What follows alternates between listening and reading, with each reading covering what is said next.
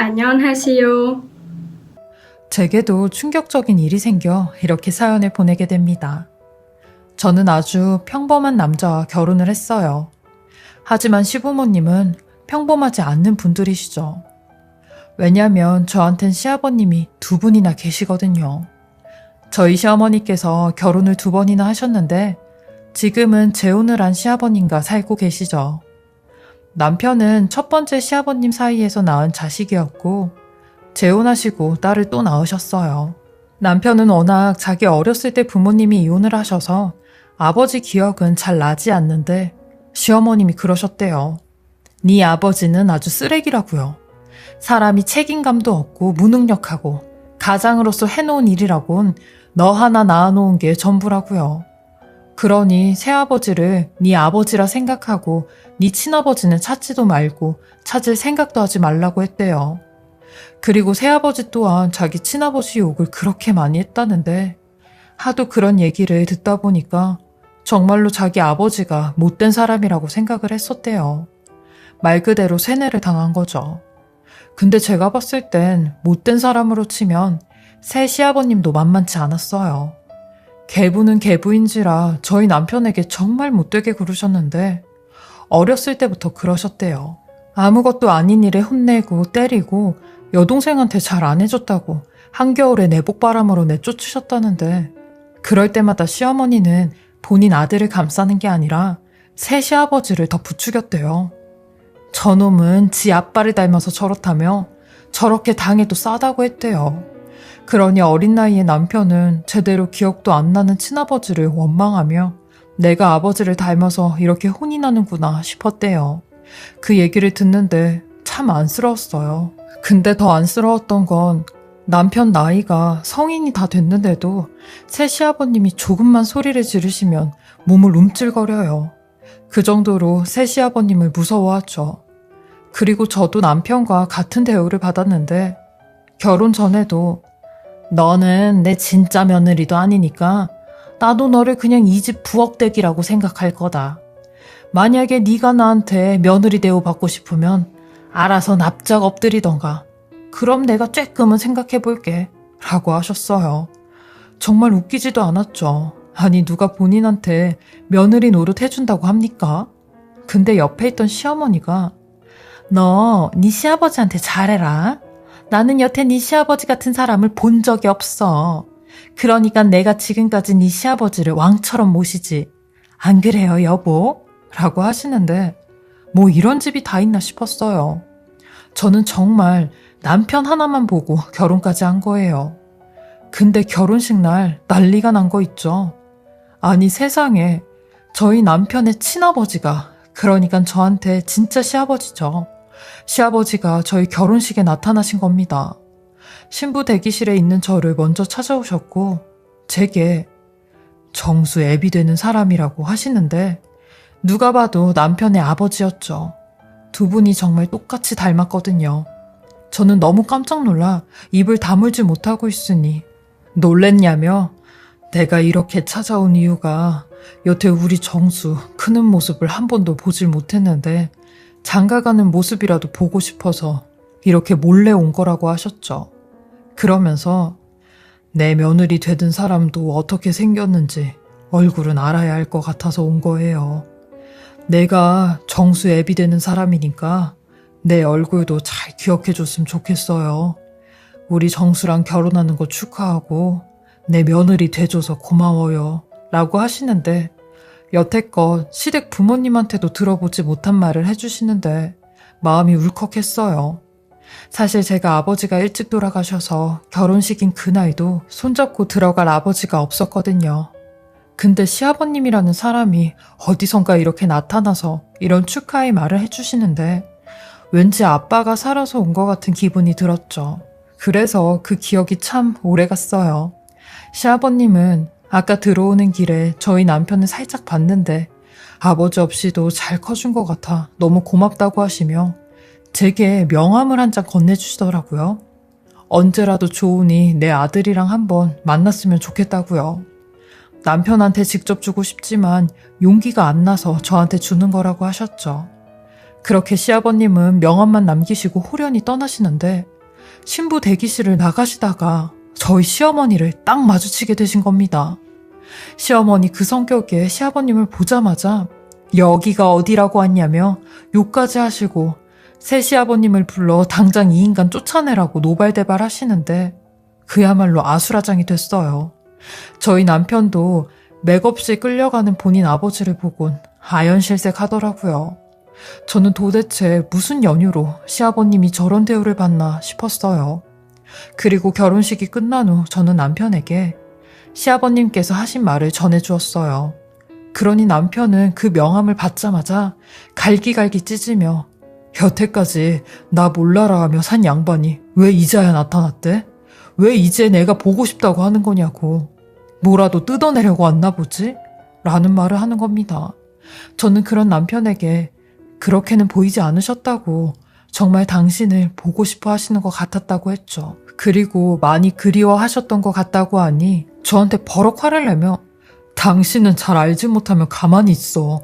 당신이 뭘 안다고 떠들어? 라고 하는데 괜히 가만히 있는 저한테 불똥이 튀었죠.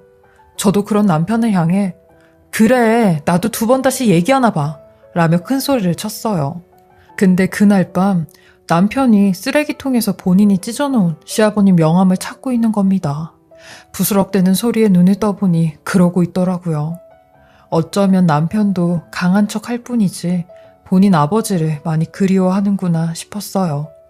저는 그런 남편을 대신해 남편 모르게 시아버지한테 연락을 했어요. 그러니 시아버님은 너무 고마워하시더라고요. 그리고 결혼식 때 정말 미안했다고, 니들 인생에 단 한 번뿐인 나를 내가 망친 것 같다고 하셨죠. 저는 이런 시아버님께 간간히 연락드리겠다며 집안 소식을 전하겠다고 했어요. 1, 2년 동안은 정말 특별한 날만 연락을 드렸어요. 예를 들면 명절 때나 남편이 회사에서 좋은 일이 생겼을 때나 시아버님 생신 때나 연락을 드렸죠. 사실 제가 한 말에 책임을 져야 할 것 같아 연락은 드렸는데 전화를 하면 딱히 할 말도 없었고 선뜻 다가가기도 힘들었어요. 근데 저희 아이가 태어나면서 조금씩 상황이 달라졌어요. 제가 3년 만에 아들을 출산하게 되었는데요. 이 소식을 접한 저희 시아버님은 시어머니와 새 시아버님보다 훨씬 더 좋아하셨어요. 시어머니야 워낙 애를 예뻐하지 않으셨고 새 시아버님은 말할 것도 없었죠. 자기 손자도 아닌데 뭐하러 이뻐해주냐고 대놓고 말씀하셨으니까요. 그러니 저희 아들을 사랑해주는 어른이라곤 저희 친정엄마와 시아버님밖에 없었어요. 시아버님은 손자를 위해 피우시던 담배까지 끊으셨다고 했어요. 본인한테 담배 냄새가 나면 아기가 해롭다고 저 임신하기 전부터 끊으셨다고 했죠. 그리고 아들 100일이 지나 처음으로 시아버님께 손자를 안겨드렸는데 시아버님의 그 눈을 저는 잊을 수가 없어요. 눈물이 그렁그렁 맺히셔선 저한테 고맙다는 말만 연신하셨죠. 그러면서 더욱 시아버님과 자주 연락을 하게 되었는데 한 번은 시어머니와 새 시아버님 때문에 너무 스트레스를 받아 제가 하소연을 한 적이 있었어요. 그러니 시아버님께서 새아가 애는 정수한테 맡기고 고깃집으로 나오거라. 내가 소주 한 잔 사줄게 라고 하시더라고요. 저는 남편에게 친구를 만나고 오겠다고 거짓말을 하곤 고깃집으로 시아버님을 만나러 갔어요. 안녕하세요. 저는 시아버님을 만나자마자 그동안 힘들었던 시댁 일부터 새 시아버님의 핍박 그리고 시어머니의 말도 안 되는 구박까지 마음속에 있는 모든 말들을 다 내뱉었어요. 사실 친정엄마에게도 하지 못했던 말들이었죠. 엄마가 알면 얼마나 속상하시겠어요. 그렇다고 남편에게도 말할 수 없었던 게 남편은 저보다 더 심한 대우를 받고 있었거든요. 그러니 시아버님은 그저 제 말을 들어주시기만 할 뿐 제 빈 술잔만 조용히 따라주시더라고요. 그 모습에 저도 모르게 눈물이 터져 나왔어요. 왠지 시아버님의 모습에 아빠가 보였어요. 아빠가 살아계셨다면 이런 기분이겠구나 싶은 생각이 들더라고요. 그러니 시아버님 또한 나도 내 아들과 함께 한다면 이런 기분이겠구나 하시더라고요. 그날 저는 시아버님과 정말 많은 대화를 나눴고 이혼에 대한 이야기도 들을 수 있었어요. 맨날 시어머니가 말하시길 시아버님이 능력도 없고 책임감도 없는 쓰레기라고 하셨으니까요. 근데 처음에는 시아버지도 그렇게 어렵게 살진 않으셨대요. 중산층 가정에서 나름 부유하게 크셨고 가난한 집딸인 시어머니를 만나 결혼까지 하셨대요. 근데 철강 사업에 잘못 투자를 하면서 집이 쫄딱 망하게 되었대요. 가뜩이나 집안 돈까지 싹 다 끌어다 투자를 한 거라 집안 전체가 무너져 내렸대요. 근데 저희 시어머니 집이 망하고 난 뒤 가차없이 시아버님에게 이혼을 하자고 하셨대요. 시아버님은 이혼은 절대 안 된다며 조금만 견뎌보자고 하니 그 말에 시어머니가 밖에서 임신을 해가지고 들어오셨다는 겁니다. 돈 많은 사람의 애를 가졌다며 당신보다 훨씬 능력 있는 사람이라고 우리 정수까지 같이 키워준다고 했다는데 그분이 지금의 새 시아버지였고요. 어떻게든 시어머니를 막아보려고 했지만 새 시아버님이 막무가내로 저희 남편과 시어머니를 데리고 가셨다는데 시아버님은 그렇게 울면서 두 사람을 떠나보냈대요. 근데 문제는 그 이후로 시어머니가 저희 남편을 보여주지 않았다는데 몇 번이나 찾아가도 돌아오는 말은 애가 당신이 보기 싫대 라는 말이었대요. 시아버님 얘기를 쭉 들어보니 저희 남편이 알고 있는 사실과는 많이 달랐죠.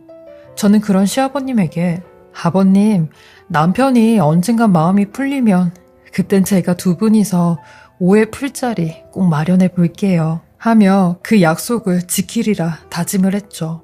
하지만 그 약속은 영영 지키지 못하는 약속이 되고야 말았습니다. 저희 남편이 향년 37살의 나이로 하늘나라에 가게 되었거든요. 남편의 취미가 오토바이 타는 거였는데 화물 트럭에 부딪히면서 교통사고가 크게 나게 되었고 이 소식을 듣고는 바로 병원을 가지 못했어요. 제가 병원에 가면 남편의 사고 소식이 정말 현실로 되는 것 같아 너무 무서웠죠. 남편은 중환자실에 누워 있었는데 의식이 아예 없다고 했어요. 저는 떨리는 손으로 시댁에 전화를 걸어 남편의 사고 소식을 전했는데 세상에 시어머니라는 사람이 하는 첫 마디가 그럼 네 남편 보험은 들어놨냐? 라는 말이었어요. 아니 이게 부모로서 할 말인가요? 그리고 병원에 와서 의식 없는 본인 아들을 보며 제 탓을 하기 시작하는데 네 남편이 오토바이 탄다고 해도 네가 말렸어야지 네가. 내 새끼 어쩔 거야? 내 새끼 어쩔 거냐고 라며 살려내라고 하는데 웃기지도 않았죠. 그리고 새 시아버지라는 사람은 남편이 입원해 있을 때 코빼기도 안 보였던 인간이고요. 결국 저희 남편은 보름 동안 혼수 상태로 이 세상에 있다가 본인 아버지가 병원에 다녀간 후 영영 눈을 감았어요. 마치 시아버님을 기다렸던 사람처럼 말이죠. 사실 시아버님한테 사고 소식을 전하는 것도 많이 힘들었는데 남편의 사망 소식을 전하는 건 더욱더 힘이 들었어요. 지금도 제가 어떻게 남편 장례를 치렀는지 기억이 안 나요. 근데 그건 아주 선명하게 기억이 나죠. 저희 시아버님께서 남편의 장례식장에 오셨는데 글쎄 새 시아버님이랑 시어머님이 들어오지 말라고 난리를 치는 겁니다. 자격도 없는 사람이 여길 왜 오냐면서요. 그러니 결국 시아버님은 장례식장에 들어오지 못하셨고 3일 내내 밖에 벤치에서 그 자리를 지키시고 계셨대요. 밤이고 낮이고 식사도 하지 않은 채 뜬 눈으로 3일을 지새우셨다는데 저도 그 얘기는 나중에 들었어요. 남편을 마음으로부터 보내주게 된 세월이 얼마 안 됐는데요. 그동안 제 옆에서 제일 큰 도움을 주었던 사람이 바로 저희 시아버님이었어요. 시아버님은 제게 정말 많은 것들을 해주셨는데 때로는 제 아버지가 되어주셨고 때로는 보호자가 되어주셨으며 저희 아들의 학부모까지 되어주셨죠. 저도 이런 시아버님에게 진심을 다해 잘해드렸어요. 근데 어느 날부턴가 시아버님이 조금 이상해졌다는 걸 느끼기 시작했어요. 원래 일주일에 2-3번 정도는 전화통화를 하며 안부를 묻곤 했는데 전화를 해도 받지 않으시고 부재중 전화가 찍혀있을 텐데도 연락을 하지 않으셨죠. 그리고 한 달에 한 번씩 저희 아들이랑 다 같이 외식을 하고 나들이도 가곤 했는데 그것도 하지 않으셨어요. 걱정스러운 마음에 집을 찾아간다고 하면 짜증을 내면서 오지 말라고 하셨죠. 심지어 저희 아들이 할아버지 보고 싶다고 문자를 해도 답이 없었다고 했어요. 왠지 느낌에 저를 대놓고 피한다는 생각이 들었습니다. 저 또한 갑자기 변해버린 시아버님의 태도에 당황스럽기만 했고 한순간에 남이 되어버린 것 같았어요. 그렇게 저와 시아버님은 한 1년 동안 연락을 하지 않았죠. 근데 이랬던 시아버님께서 드디어 1년 만에 먼저 연락이 온 겁니다. 그리곤 제게 충격적인 제안을 하나 하시는데 나와 하루 종일 함께 해줄 수 있냐고 하시며 이게 마지막 소원이 될 것 같다고 늙은 노인네 소원 한 번만 들어달라고 하시는 겁니다. 그러면서 나 만나러 나올 때 우리 손자 동준이도 꼭 데리고 나오거라 라고 하시는데 저는 대체 지금 무슨 소리를 하시는 거냐고 했어요. 안녕하세요. 그러니 만나서 다 설명하겠다는 말씀만 하시는데 저는 당장이라도 시아버님을 만나야겠다고 생각을 했고 무작정 시아버님네 집으로 갔어요. 그리고 1년 만에 시아버님을 뵙게 되었는데 1년 만에 만나게 된 시아버님은 제가 알고 있던 그 모습이 아니었습니다. 풍채 좋던 몸은 앙상하게 뼈만 남으셨고 얼굴색은 황달이 얼마나 심한지 눈동자 색깔까지 노랬어요. 그리고 집안은 온통 약봉지로 가득했는데 그것만 봐도 시아버님이 아주 안 좋은 상황이라는 걸 알 수 있었죠. 그렇게 시아버님을 통해 듣게 된 얘기는 정말 충격 그 이상이었습니다. 1년 전 시아버님은 간암 말기 판정을 받으셨고 폐까지 전이가 되어 있는 상태였대요. 그래서 1년 동안 항암 치료와 이런저런 치료를 받고 계셨다는데 이제는 정말 시간이 없다는 얘기를 들으셨대요. 그래서 호스피스 병동으로 가기 전에 마지막으로 저와 저희 아들과 하루 종일 함께 시간을 보내고 싶으셨다는데 그 말을 듣고 정말 오열을 했어요.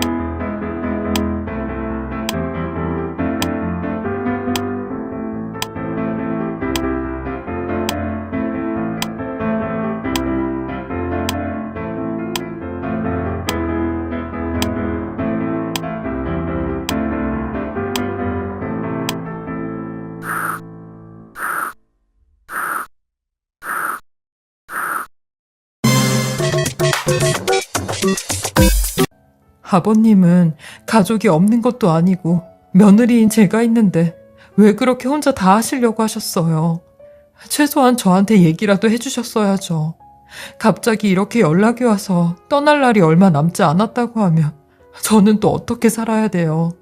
우리 동준이 아빠도 아무런 말도 없이 가버렸는데 아버님도 그러시려고 하셨어요? 라며 엉엉거리고 울었죠. 그러니 그저 저한테 폐를 끼치고 싶지 않았다고 하는 겁니다. 그러면서 미안하다는 말만 연신하시는데 저는 그런 시아버님을 위해 아버님 건강하셨을 때처럼 저희 동준이랑 같이 맛있는 것도 먹으러 가고 나들이도 하고 저녁에는 저랑 같이 삼겹살에 소주 한잔 하러 가요. 라며 아버님의 마지막 소원을 함께 해드리겠다고 했어요. 그렇게 저와 아들과 시아버님은 그날 하루가 마지막 날인 것처럼 원 없이 돌아다녔습니다. 아버님은 많이 힘들어 하시면서도 끝까지 저와 아들을 위해 괜찮은 척을 하셨어요. 그리고 친정에 아들을 맡겨놓고 저녁에는 시아버님과 자주 가던 고깃집에 갔죠. 그 고깃집에 가니 처음 시아버님을 만났을 때가 생각이 나더라고요. 매번 제 얘기, 제 투정만 들어주신 시아버님이었는데 오늘은 제가 대신 시아버님의 얘기를 들어드리겠다고 했어요. 그러니 시아버님은 눈물을 꾹꾹 누르시며 얘기를 하시기 시작하는데 첫 마디가 나도 내 아들 따라간다 라는 말씀이셨어요. 그러면서 내 아들하고 함께하지 못했던 시간들 이제 하늘에서 함께할 수 있어서 너무 좋다고 하시는데 그 말에 저도 참았던 눈물이 터져나왔어요. 그러면서 제게 쌈짓돈으로 수표 한 장을 꺼내시며 한 가지만 더 부탁을 하겠다고 하시는 겁니다. 세아가 내가 저 세상 가면 내 상주 좀 해줄 수 있어? 라고 하시는데 건네받은 수표를 보니 2천만 원짜리 수표였어요. 이 돈으로 본인 장례를 치러달라고 하시더라고요. 그렇게 시아버님은 저와 마지막 하루를 보내시고 호스피스 병원에 입원을 하시게 되었어요. 그리고 딱 3개월 후 저희 남편이 있는 곳으로 가게 되셨죠. 시아버님의 장례식은 조용하고 잔잔했어요. 직계가족과 친구분들 몇 분만 오셨죠. 저희 아들은 담담히 제 옆에서 제게 기대고 앉아있는데 어린 나이에 벌써 2번이나 큰일을 치르게 하는 게 엄마로서는 마음이 많이 아팠어요. 그리고 시아버님의 영정사진을 바라보며 아버님, 저희 동준이 아빠는 잘 만나셨어요? 동준이 아빠도 잘 있죠? 저 여기서 열심히 애랑 잘 살 테니까 하늘에서 저희 2사람 잘 좀 지켜달라고 전해주세요. 동준 아빠 저한테 미안한지 제 꿈에 한 번도 안 나타나거든요. 그러니까 미안해하지 말고 잘 지내고 있으라고 이 말 좀 꼭 전해주세요. 라며 한참을 얘기를 했어요. 그리고 장례 마지막 날 어떤 한 남자분이 오셨는데 제게 시아버님께서 미리 선임해둔 변호사라고 소개를 하시더라고요. 그러면서 시아버님 앞으로 3억이 있으신데 그 돈을 저한테 다 남기고 가셨다는 겁니다. 그래서 그 유언장을 토대로 유언을 집행하겠다고 하는데 이게 시아버님께서 말씀하신 선물이었나 봐요. 그날 저랑 마지막으로 함께 시간을 보내던 날 저한테 조그만 선물을 주고 가신다고 했거든요.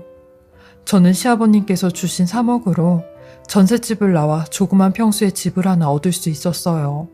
매년 2년마다 전세금을 올려줘야 했었는데 시아버님 덕분에 전세금에 3억을 보태 작지만 제 집을 마련할 수 있었어요. 저한테 작은 선물이 아니라 정말 큰 선물이었죠. 비록 지금 제 옆에는 남편도 아버지 같았던 시아버님도 안 계시지만 제 곁에 서 있다는 건 가슴으로 느껴져요. 결혼하고 15년 동안 정말 많은 파도가 저를 대차게 치고 지나갔는데 저는 여전히 그 자리에서 잘 버티고 있는 것 같아요. 저처럼 이런 일들을 겪으신 분들도 없을 것 같아 이렇게 사연을 보내게 되었어요. 옛날에는 참 신세한탄도 많이 하고 나는 왜 이렇게 불행하고 인생이 기구하지? 라고 생각했었는데 이제는 이런 생각들을 놓아주려는 연습을 하고 있는 중이에요. 그래야 제가 행복해지고 저희 아들이 행복해질 것 같거든요. 제 이야기를 들어주신 모든 분들도 항상 좋은 생각 많이 하시고 행복하시길 바랄게요. 무더운 여름 잘 이겨내시고 건강하시길 바라겠습니다. 지금까지 커피앤톡이었습니다. 오늘도 제 채널을 봐주셔서 감사합니다. 저는 다음 영상으로 또 찾아뵙겠습니다. 안녕하세요.